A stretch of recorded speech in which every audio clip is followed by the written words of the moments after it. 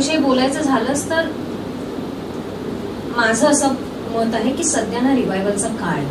म्हणजे असं नाही की आता छान गोष्टी बनत नाहीत किंवा चांगल्या फिल्म, चांगली नाटकं, चांगल्या सिरीज येत नाहीत, असं काही नाही. पण मला असं वाटतं की रिकॉल व्हॅल्यू हा जो प्रकार आहे त्याचं महत्त्व मला असं वाटतं की आत्ताच्या काळात खूप वाढतं. सो जेव्हा ऋषी आणि आरोह यांचा फोन आला की आम्ही अमुक नाटक करतो, it just felt like the right thing is happening. चांगली गोष्ट आणि बरोबर मार्गाला जाणारी गोष्ट घडते असं मला वाटतं. कारण रायटर हा कुठल्याही प्रॉडक्टचा मायबाप असतो असं मला वाटतं.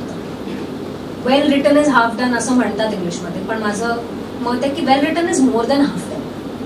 त्यामुळे साहजिक हे दडपण होतच आम्हा सगळ्यांनाच की एकतर इतकी जुनी कलाकृती आणि इतकी सेलिब्रेटेड कलाकृती, म्हणजे एकतर आळेकर, सतीश आळेकर हे he is so well non for his writing for so many years. आणि हो म्हणजे त्यांनी एक नाही तर अनेक देशांमध्ये त्यांचं he has been there for so many years and he is been doing so many good things for so many years. त्यामुळे त्यांची कलाकृती हाताळणं हेच एक मोठं दडपण होतं.